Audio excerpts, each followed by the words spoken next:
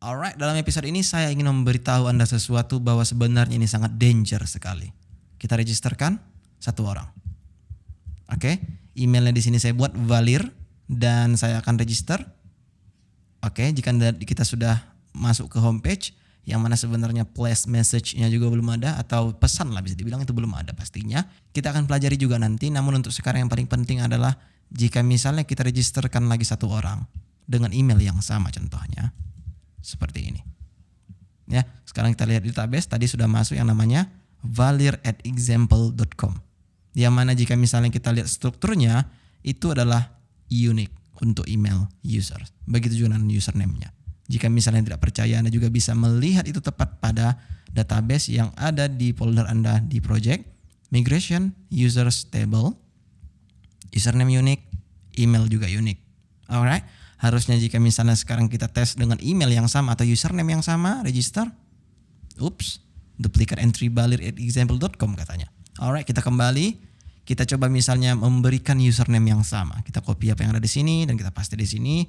Untuk emailnya coba kita berikan yang lain. Register. Masukkan dulu passwordnya. Register. Oops, jika Anda ada di sini katanya lagi duplicate entry untuk username. Tadi email, kali ini username. Artinya ini bug. Ya, harusnya kita bisa memvalidasi hal itu.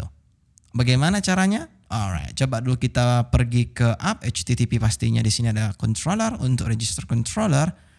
Sebenarnya ada banyak cara di sini. Ada cara sulit, ada cara yang masuk akal, ada yang cara dengan mudah. Namun di sini saya akan memberikan Anda dulu clue ya biar supaya Anda paham juga bagaimana cara menggunakan Laravel ini dengan baik dan benar. Pertama, user where. Apa yang ingin kita cari? Email.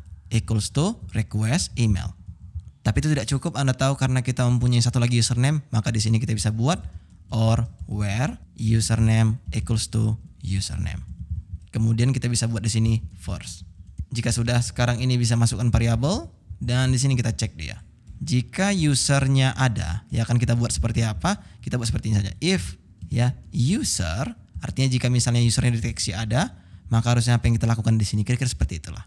Return flash message, apakah kita returning back ya, itu terserah Anda. Apa yang ini lakukan bebas di sini. Kasih pesan apapun nilai itu. Mungkin Anda belum belajar di sini bagaimana cara memberi pesannya, tapi nanti kita akan pelajari untuk hal ini. Inilah yang Anda lakukan untuk logikanya kan. Daripada kita return back, coba kita di sini user sudah ada. Sekarang kita refresh dan kita buat di sini valir. Masukkan passwordnya di sini. Register. User sudah ada.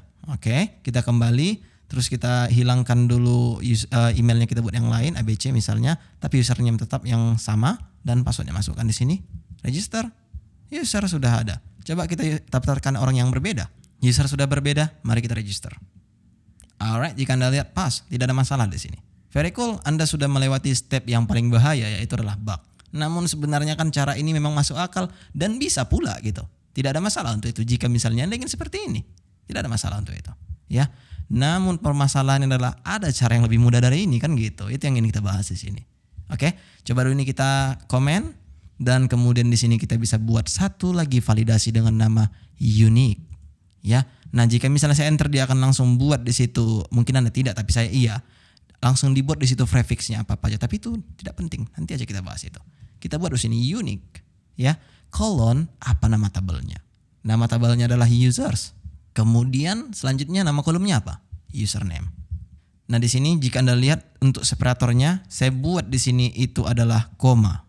Ya, Anda bedakan koma yang array sama koma yang di dalam satu value seperti ini. Ya, jadi jangan sampai salah. Nah, sekarang harusnya Anda bertanya di sini, kenapa kita harus memperkenalkan kolomnya di sini sementara dan di sini sudah ada deteksinya atau detektornya sudah ada di sini gitu. Nah, ini sebenarnya pertanyaan yang gampang dijawab ya. Kenapa seperti saya bilang? Ini sengaja dibuat agar supaya misalnya nama di database kita tidak sama dengan nama input file kita, maka inilah solusinya. Contohnya seperti ini. Di database kebetulan namanya bukanlah username, melainkan adalah username. Ya kan, ini yang ada di database kita, ini yang ada di input file kita. Nah, kenapa kita buat beda? Kita anggaplah dulu entah apapun ceritanya bisa beda. Ya, kita anggap dulu memang ada yang mengharuskan itu berbeda. Misalnya entah itu dari API dan segala macamnya lah itu. Anggaplah dulu berbeda. Nah, untuk solusi yang seperti itu, maka Anda bisa masukkan di sini bahwa sebenarnya kolom yang ingin kita unikan adalah username dan untuk kolomnya itu adalah username fieldnya yang ini. Kira-kira seperti itu.